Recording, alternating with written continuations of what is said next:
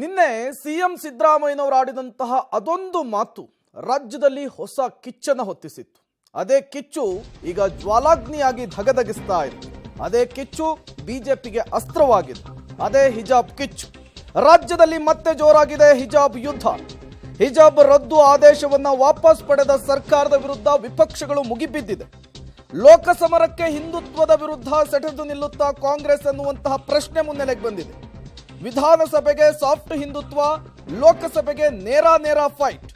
ಕಾಂಗ್ರೆಸ್ ನಿರ್ಧಾರ ಬಿಜೆಪಿಗೆ ಅಸ್ತ್ರ. ಕೆಪಿಸಿಸಿ ಅಧ್ಯಕ್ಷರಿಗೆ ಈಗ ತಳಮಳ ಶುರುವಾಗಿದೆ. ಸಾಫ್ಟ್ ಹಿಂದುತ್ವದಲ್ಲಿಯೇ ತಂತ್ರಗಾರಿಕೆಯನ್ನು ನಡೆಸ್ತಾ ಇದ್ರು ಕೆಪಿಸಿಸಿ ಅಧ್ಯಕ್ಷರು. ಸಿಎಂ ಹೇಳಿಕೆಯನ್ನ ಸಮರ್ಥನೆ ಮಾಡ್ಕೊಳ್ತಾರ. ಸಾಫ್ಟ್ ಹಿಂದುತ್ವವನ್ನ ಪ್ರತಿಪಾದಿಸುವಂತಹ ಡಿಸಿಎಂ ಡಿಕೆ ಶಿವಕುಮಾರ್ ಅವರು, ಕೆಪಿಸಿಸಿ ಅಧ್ಯಕ್ಷ ಡಿಕೆ ಶಿವಕುಮಾರ್ ಅವರು ಅನ್ನುವಂತಹ ಪ್ರಶ್ನೆ ಸಹಜವಾಗಿಯೇ ಮುನ್ನೆಲೆಗೆ ಬಂದಿರುವಂಥದ್ದು. ಡಿಕೆ ಶಿವಕುಮಾರ್ ಈ ಹಿಂದೆ ಹಲಾಲ್ ಕಟ್, ಜಟ್ಕಾ ಕಟ್ ವಿಚಾರದಲ್ಲೂ ಕೂಡ ಸಾಫ್ಟ್ ಕಾರ್ನರ್ ಆಗಿದ್ರು. ಈಗ ಯಾವ ರೀತಿಯ ನಿರ್ಧಾರವನ್ನು ತೆಗೆದುಕೊಳ್ತಾರೆ? ಅಹಿಂದ ನಾಯಕರಾಗಿರುವಂತಹ ಸಿದ್ದರಾಮಯ್ಯನವರು ತೆಗೆದುಕೊಂಡಂತಹ ನಿರ್ಧಾರ ಆಶ್ಚರ್ಯಕ್ಕೇನೂ ಕಾರಣವಾಗ್ತಾ ಇಲ್ಲ. ಬಟ್ ಸಾಫ್ಟ್ ಹಿಂದುತ್ವವನ್ನು ಪ್ರತಿಪಾದಿಸುವ ಡಿಕೆ ಶಿವಕುಮಾರ್ ಅವರ ನಿರ್ಧಾರ ಏನು, ನಿಲುವೇನು ಅನ್ನೋದು ಈಗ ಕುತೂಹಲಕ್ಕೆ ಕಾರಣವಾಗ್ತಾ ಇದೆ.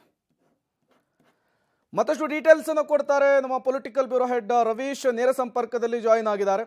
ರವೀಶ್, ಅಹಿಂದ ನಾಯಕ ಸಿದ್ದರಾಮಯ್ಯನವರು ಈ ರೀತಿಯ ಒಂದು ನಿರ್ಧಾರವನ್ನು ತೆಗೆದುಕೊಳ್ಳುವುದರಲ್ಲಿ ಅಚ್ಚರಿ ಏನಿಲ್ಲ. ಬಟ್ ಕೆಪಿಸಿಸಿ ಅಧ್ಯಕ್ಷರು ಡಿಸಿಎಂ ಆಗಿರುವಂತಹ ಡಿಕೆ ಶಿವಕುಮಾರ್ ಅವರ ನಿಲುವೇನಾಗುತ್ತೆ ಅಂತೇಳಿ. ಕಾರಣ ಈ ಹಿಂದಿನಿಂದಲೂ ಕೂಡ ಅವರು ಸಾಫ್ಟ್ ಹಿಂದುತ್ವವನ್ನು ಪ್ರತಿಪಾದಿಸಿಕೊಂಡು ಬಂದವರು.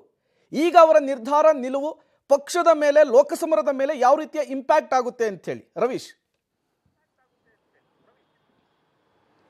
ಪ್ರೇಮ್, ಖಂಡಿತವಾಗಿ ಕೂಡ ಸಿದ್ದರಾಮಯ್ಯನವರ ಈ ಒಂದು ಹೇಳಿಕೆ ಏನಿದೆ, ಈ ಒಂದು ಹೇಳಿಕೆಗಳ ಬೆನ್ನಲ್ಲೇ ಕೆಪಿಸಿಸಿ ಅಧ್ಯಕ್ಷರಿಗೂ ಕೂಡ ಸಾಕಷ್ಟು ಈ ವಿಚಾರದಲ್ಲಿ ಗೊಂದಲ ಇದೆಯೇನೋ ಅನ್ನೋದ್ರ ಬಗ್ಗೆ ಅನುಮಾನ ಕಾಡ್ತಾ ಇದೆ.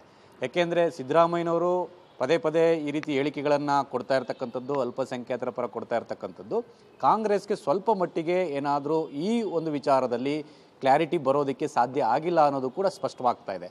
ಯಾಕೆಂದರೆ ಈ ಹಿಂದೆಯೂ ಕೂಡ ಸಿದ್ದರಾಮಯ್ಯನವರು ಇದೇ ರೀತಿ ಆ ಒಂದು 2023 ಒಂದು ವಿಧಾನಸಭಾ ಚುನಾವಣೆ ಸಂದರ್ಭದಲ್ಲೂ ಕೂಡ ಇದೇ ರೀತಿಯ ಕೆಲ ವಿಚಾರಗಳು ಬಂದಂಥ ಸಂದರ್ಭದಲ್ಲಿ ನೇರವಾಗಿ ಅಟ್ಯಾಕ್ ಮಾಡ್ತಾ ಇದ್ರು ಸಿದ್ದರಾಮಯ್ಯನವರು. ಆದರೆ ಕೆಪಿಸಿಸಿ ಅಧ್ಯಕ್ಷರಾದಂಥ ಡಿ ಕೆ ಶಿವಕುಮಾರ್ ಅವರು ನಮ್ಮದು ಬದುಕಿನ ಜೊತೆ ಹೋರಾಟ, ಭಾವನೆ ಜೊತೆ ಬಿಜೆಪಿಯವರ ಹೋರಾಟ ಅಂತ ಹೇಳ್ಕೊಂಡೆ ಸಾಫ್ಟ್ ಹಿಂದುತ್ವವನ್ನು ಪ್ಲೇ ಮಾಡ್ತಾ ಬಂದಿದ್ರು. ಆದರೆ ಅಂತಿಮವಾಗಿ ಆ ಒಂದು ಸಾಫ್ಟ್ ಹಿಂದುತ್ವ ಪ್ಲೇ ಮಾಡಿದ ಕಾರಣಕ್ಕೋಸ್ಕರವಾಗಿಯೇ ಈ ಒಂದು ಚುನಾವಣೆಯ ಸಂದರ್ಭದಲ್ಲಿ ಈ ಒಂದು ಗ್ಯಾರಂಟಿ ವರ್ಸಸ್ ಧರ್ಮ, ಈ ಒಂದು ಹಿಂದುತ್ವ ಈ ವಿಚಾರವಾಗಿ ಕಾಂಗ್ರೆಸ್ ಒಂದು ರೀತಿಯಲ್ಲಿ ಸಕ್ಸಸ್ಸನ್ನು ಕಾಣೋದಕ್ಕೆ ಸಾಧ್ಯ ಆಯಿತು ಅನ್ನೋ ಮಾತುಗಳು ಕೂಡ ಇದೆ. ಆದರೆ ಇಂಥ ಸಂದರ್ಭದಲ್ಲಿ ಲೋಕಸಭಾ ಚುನಾವಣೆ ಇರತಕ್ಕಂಥ ಹಿನ್ನೆಲೆಯಲ್ಲಿ ಈಗ ಮತ್ತೆ ಎಲ್ಲೋ ಒಂದು ಕಡೆ ಈ ಒಂದು ಹಿಂದುತ್ವ ವಿಚಾರದಲ್ಲಿ ಕಾಂಗ್ರೆಸ್ ಒಂದು ರೀತಿಯಲ್ಲಿ ಪ್ರಬಲವಾಗಿ ಒಂದು ಸ್ಟ್ಯಾಂಡನ್ನು ತೆಗೆದುಕೊಂಡ್ರೆ ಅದರ ಪರಿಣಾಮಗಳು ಏನಾಗ್ಬೋದು ಅನ್ನೋದ್ರ ಬಗ್ಗೆ ಕೂಡ ಇನ್ನೂ ಸ್ಪಷ್ಟತೆ ಇಲ್ಲ. ಆ ಕಾರಣಕ್ಕೋಸ್ಕರವಾಗಿಯೇ ಡಿ ಕೆ ಶಿವಕುಮಾರ್ ಅವರಿಗೆ ತಳಮಳ ಶುರುವಾಗಿದೆ. ಒಂದು ಕಡೆ ಮುಖ್ಯಮಂತ್ರಿ ಆಗಿರ್ತಕ್ಕಂಥವರು ಈ ಹಿಂದೆಯೂ ಕೂಡ ಒಂದು ಹುಬ್ಳಿಯ ಸಂದರ್ಭದಲ್ಲೂ ಕೂಡ ಮುಸ್ಲಿಮರಿಗೆ ಸಂಪತ್ತಿನ ಹಂಚಿಕೆ ವಿಚಾರದಲ್ಲಿ ಅಲ್ಪಸಂಖ್ಯಾತರಿಗೆ ಸಂಪತ್ತು ಹಂಚಿಕೆ ಆಗಬೇಕು ಅನ್ನೋದನ್ನು ಕೂಡ ಬಿಜೆಪಿ ಬೇರೆ ರೀತಿಯಲ್ಲೇ ತೆಗೆದುಕೊಂಡು ಹೋಗಿತ್ತು. ಈಗ ಏನು ಏಕಾಏಕಿಯಾಗಿ ಹಿಜಾಬನ್ನು ನಾವು ಬ್ಯಾನ್ ಮಾಡ್ತೇವೆ ಮಾಡಿದ್ರಲ್ಲ, ಅದನ್ನು ವಾಪಸ್ ತೆಗೆದುಕೊಳ್ತೇವೆ ಅನ್ನೋ ಮಾತುಗಳನ್ನು ಕೂಡ ಸಿದ್ದರಾಮಯ್ಯನವರು ಹೇಳಿರ್ತಕ್ಕಂಥದ್ದು. ಯಾಕೆಂದರೆ ಈಗಾಗಲೇ ಆ ಒಂದು ಡಬಲ್ ಬೆಂಚಲ್ಲೂ ಕೂಡ ಜಡ್ಜ್ಮೆಂಟ್ ಬಂದಿದೆ, ಸ್ಪ್ಲಿಟ್ ಜಡ್ಜ್ಮೆಂಟ್ ಬಂದಿದೆ. ಇಂಥ ಸಂದರ್ಭದಲ್ಲಿ ಅದು ಸದಸ್ಯ ಪೀಠ ರಚನೆ ಆಗಬೇಕಾಗುತ್ತೆ, ಅಲ್ಲಿ ಚರ್ಚೆ ಆಗಬೇಕಾಗುತ್ತೆ. ಆದರೆ ಸಿದ್ದರಾಮಯ್ಯನವರು ಏಕಾಏಕಿಯಾಗಿ ಈ ರೀತಿ ಹೇಳಿಕೆ ಕೊಟ್ಟಿರ್ತಕ್ಕಂಥ ಹಿನ್ನೆಲೆಯಲ್ಲಿ ಡಿ ಕೆ ಶಿವಕುಮಾರ್ ಅವರ ಸ್ಟ್ಯಾಂಡ್ ಇದೇ ಆಗಿರುತ್ತೋ ಅಥವಾ ಈ ವಿಚಾರದಲ್ಲಿ ಹೈಕಮಾಂಡನ್ನು ಕನ್ಸಲ್ಟ್ ಮಾಡಿ ಆನಂತರ ನಿರ್ಧಾರ ತೆಗೆದುಕೊಳ್ತಾರನ್ನು ಕೂಡ ಕಾದು ನೋಡಬೇಕಾಗುತ್ತೆ. ಒಂದಂತೂ ಸತ್ಯ, ಲೋಕಸಭಾ ಚುನಾವಣಾ ದೃಷ್ಟಿಯಿಂದ ಬಿಜೆಪಿ ಈ ಒಂದು ವಿಚಾರವನ್ನು ಒಂದು ರೀತಿಯಲ್ಲಿ ಅಜೆಂಡವನ್ನಾಗಿ ಮಾಡಿಕೊಳ್ಳುತ್ತೆ. ಇದನ್ನು ಮತ್ತಷ್ಟು ತಾರ್ಕಿಕ ಹಂತಕ್ಕೆ ತೆಗೆದುಕೊಂಡು ಹೋಗೋ ನಿಟ್ಟಿನಲ್ಲಿ ಹೋರಾಟ ಮಾಡುತ್ತೆ.